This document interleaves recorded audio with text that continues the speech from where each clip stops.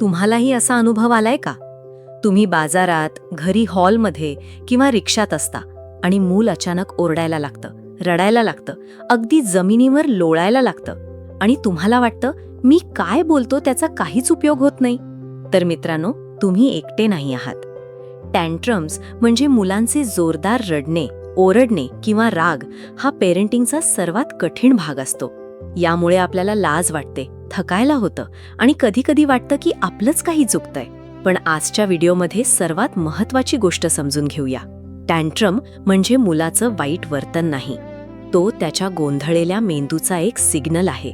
आज आपण बघणार आहोत अशा 5 पद्धती ज्या मुलाच्या विकसित होणाऱ्या मेंदूला समजतात आणि त्याच्याशी जुळून घेतात, त्याच्या विरोधात नाहीत. या स्ट्रॅटेजीज टँट्रम फक्त थांबवत नाहीत, त्या मुलाला आयुष्यभर उपयोगी असणारी इमोशनल रेग्युलेशन म्हणजे भावना सांभाळण्याची कला शिकवतात. टँट्रमच्या वेळी मेंदूत नक्की काय होतं? जेव्हा मुलाला टँट्रम येतो तेव्हा मेंदूचा इमोशनल पार्ट, लिम्बिक सिस्टम पूर्णपणे ताब्यात येतो. शरीरात स्ट्रेस हॉर्मोन्स, ताणाचे रसायन पसरतात आणि थिंकिंग ब्रेन, प्रीफ्रंटल कॉर्टेक्स म्हणजे विचार करणारा भाग अक्षरशः ऑफलाईन होतो.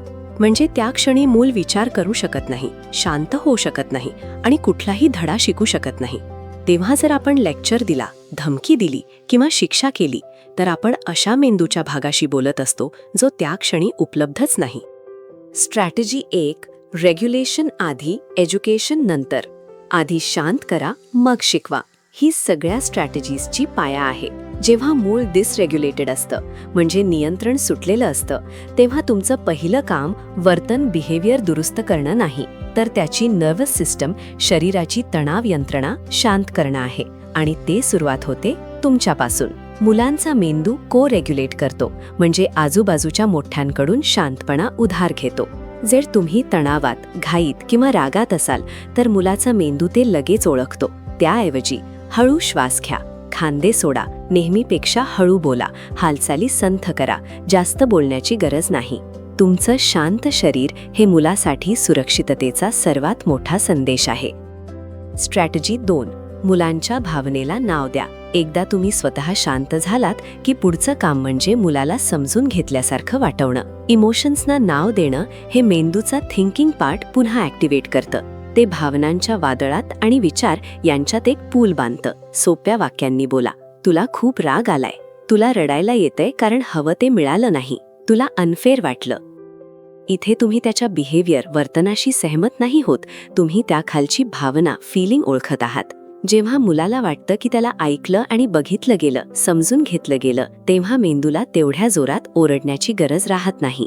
म्हणूनच व्हॅलिडेशन म्हणजे भावना मान्य करणं टँट्रम वाढवत नाही तर लवकर संपवतं. स्ट्रॅटेजी 3, शरीराद्वारे शांतता द्या.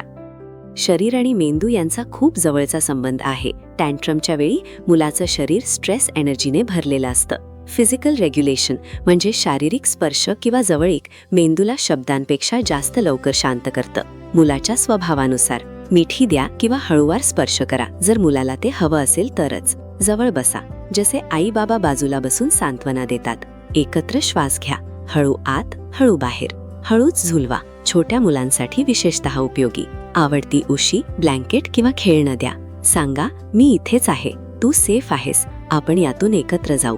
शारीरिक शांतता नर्वस सिस्टमला सांगते धोका संपला. स्ट्रॅटेजी 4, कमी बोला, जास्त उपस्थित राहा. टँट्रमच्या वेळी आपण मोठे माणसं एक मोठी चूक करतो, खूप जास्त बोलतो. जेव्हा मेंदू गोंधळलेला असतो तेव्हा जास्त शब्द म्हणजे फक्त आवाज, नॉईज असतो. चांगल्या उद्देशाने दिलेलं स्पष्टीकरण देखील ताण वाढवू शकते. त्याऐवजी कमी आणि शांत शब्द वापरा.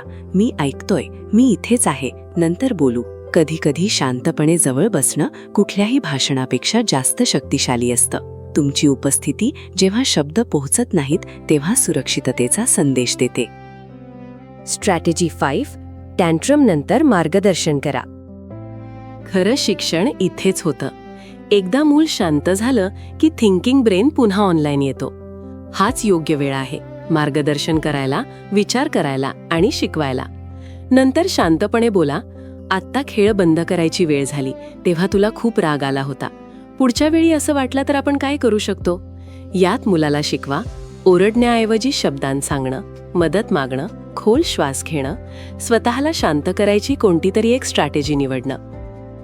ध्येय शिक्षा नाही, स्किल बिल्डिंग आहे. प्रत्येक टँट्रम हे इमोशनल रेग्युलेशन म्हणजे भावना सांभाळणं, उपाय शोधणं आणि परत उठणं या कौशल्यांना बळकट करण्याची एक संधी आहे. आईबाबांसाठी एक मनापासून सांगणं आहे, टँट्रम्स म्हणजे अपयश नाही, ते ब्रेन ग्रोथचे संकेत आहेत.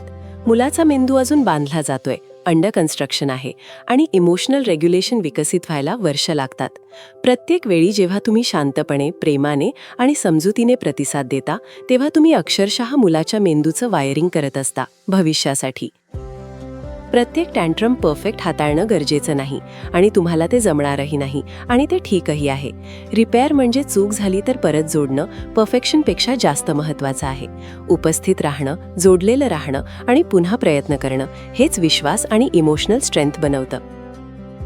तुम्ही वाईट मुलाला नाही, एका विकसित होणाऱ्या मेंदू असलेल्या माणसाला मोठं करत आहात. जर हा व्हिडिओ तुमच्या उपयोगी पडला असेल तर एखाद्या आईबाबांशी किंवा इतर परिवारांशी शेअर करा, ज्यांना थोडा धीर हवा असेल. आणि लक्षात ठेवा, तुम्ही महत्त्वाचं काम करत आहात. स्वतःचीही काळजी घ्या. लाईक, सबस्क्राईब करा आणि असे आणखी पेरेंटिंग व्हिडिओसाठी चॅनलवर परत या.